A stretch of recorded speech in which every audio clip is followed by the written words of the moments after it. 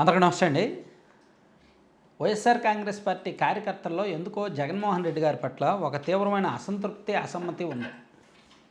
ఎందుకంటే 2019 ఎన్నికల్లో జగన్మోహన్ రెడ్డి గారు అధికారంలోకి రావడం భారీ అంచనాల మధ్య భారీ ఓట్లతో వచ్చారు, భారీ మెజార్టీలతో వచ్చారు. సో 2019లో జగన్మోహన్ రెడ్డి గారిని ముఖ్యమంత్రిని చేయడానికి రాష్ట్రంలో ఉన్న వైసీపీ శ్రేణులందరూ విపరీతంగా కష్టపడ్డారు, ఖర్చు పెట్టారు. సో అధికారంలోకి వచ్చిన తర్వాత కార్యకర్తలకు పెద్దగా చేసింది ఏమీ లేదు. కేవలం ఆ నలుగురు ఐదుగురు నాయకులు మాత్రమే లబ్ధి పొందారు. మద్యంలో చూసిన వాళ్ళే, గనుల్లో చూసిన వాళ్ళే, ఇసుకలో చూసిన వాళ్ళే, సిలికాను చూసిన వాళ్ళే, క్వార్జ్లో చూసిన వాళ్ళే, రాష్ట్రంలో ఎక్కడ చూసినా ఆ నలుగురు ఐదుగురు నాయకుల పేర్లే ఎక్కువగా వినిపిస్తున్నాయి. పోర్టులు అవి వాళ్ళకే, ఎలక్ట్రికల్ కాంట్రాక్టులు వారికే, పెద్ద పెద్ద కాంట్రాక్టులు. సాధారణ కార్యకర్త అనేవాడు సంపాదించుకున్నది తక్కువే. అక్కడక్కడ సంపాదించుకున్న వాళ్ళని ఎమ్మెల్యేల రూపంలో కొంతమంది కబలించారు. సో ఇప్పుడు ఏం జరిగిందంటే వాళ్ళు ఎన్నికలకు ముందు యాక్చువల్లీ 2023, 2022 చివరి నుంచి కూడా కొంతమంది వైసీపీ కార్యకర్తలు కొన్ని వర్క్స్ చేశారు. ఆ వర్క్స్కి వైసీపీ మళ్ళీ అధికారంలోకి మనమే వస్తాం కదా అని ఓవర్ కాన్ఫిడెన్స్తో చాలామందికి బిల్లులు ఇవ్వాల. ఇప్పుడు ఈ కూటమి ప్రభుత్వం కూడా వాళ్ళకి బిల్లులు ఇవ్వడానికి ఇష్టం చూపించారు. ఎందుకంటే జగన్మోహన్ రెడ్డి గారు 2019లో అధికారంలోకి వచ్చిన తర్వాత అప్పుడు టీడీపీ వాళ్ళకి పెండింగ్ ఉన్న బిల్స్ పే చేయాల.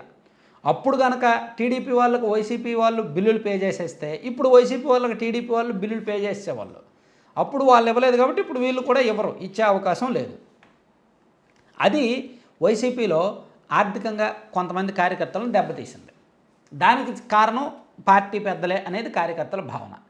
సో ఇప్పటికే రగిలిపోతున్న వాళ్ళకి ఈరోజు జగన్మోహన్ రెడ్డి గారు మొన్న ఈ 3 రోజులు పులివెందుల నియోజకవర్గంలో ప్రజా దర్బార్ నిర్వహిస్తున్నారు.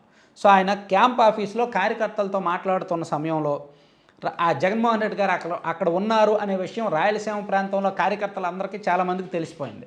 దాంతో ఆయన కలవడానికి అటు తాడిపత్రి నుంచి, అటు అనంతపురం జిల్లా నుంచి, ఇటు కడప, కర్నూలు, ఈ అనేక ప్రాంతాల నుంచి పులివెందుల నియోజకవర్గానికి జగన్మోహన్ రెడ్డి గారి క్యాంప్ ఆఫీస్కి భారీగా జనం వెళ్ళారు. వాళ్ళు ప్రేమతో వెళ్ళారా, కోపంతో వెళ్ళారా, నిలదీయడానికి వెళ్ళారా, ప్రశ్నించడానికి వెళ్ళారా, ఫోటోలు దిగడానికి వెళ్ళారా, పొగడ్డానికి వెళ్ళారా అనే విషయం తర్వాత భారీ సంఖ్యలో కార్యకర్తలు వెళ్ళారు. బీభత్సంగా వెళ్ళడంతో అక్కడ లోపలికి రానిలేదు. బయట చూస్తే కార్యకర్తలు బీభత్సంగా ఉన్నారు.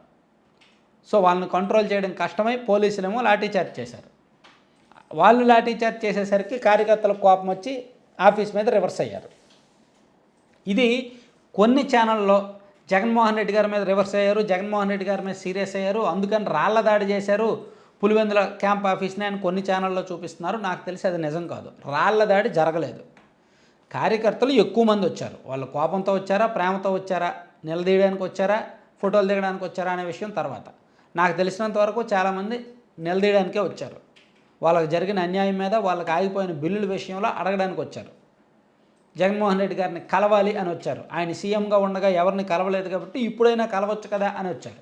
కానీ ఆయన కలవడానికి కుదరకపోవడంతో, అట్లీస్ట్ ఆయన ఎక్కడున్నారనే సమాచారం కూడా లేకపోవడంతో బయట కార్యకర్తలు చాలామంది వెయిట్ చేసి సహనం నశించి కొంచెం లోపలికి వెళ్ళే ప్రయత్నం చేయడం, తోపులాట జరగడం, పెద్ద రద్దీ ఉండడంతో వాళ్ళని కంట్రోల్ చేయలేక పోలీసులు లాఠీచార్జీ చేయడం, దానికి నిరసనగా కార్యకర్తలందరూ కూడా పోలీసుల మీద రివర్స్ అవ్వడం, ప్లస్ క్యాంప్ ఆఫీస్ మీద కూడా రావడంతో అక్కడ కొన్ని కిటికీలు, క్యాంప్ ఆఫీస్ కిటికీలు అయ్యి ధ్వంసమయ్యాయి అన్నమాట. గతంలో కూడా వైసీపీ ఓడిపోయిన కొత్తలో అంటే ఈ జూలై ఆగస్టు నెలలో కూడా సేమ్ ఇన్సిడెంట్ జరిగింది ఇదే పులివెందుల నియోజకవర్గంలో.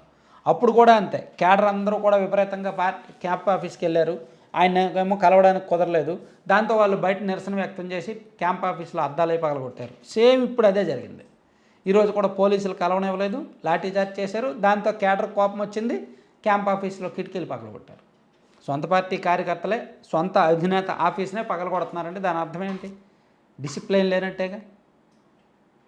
Thank you.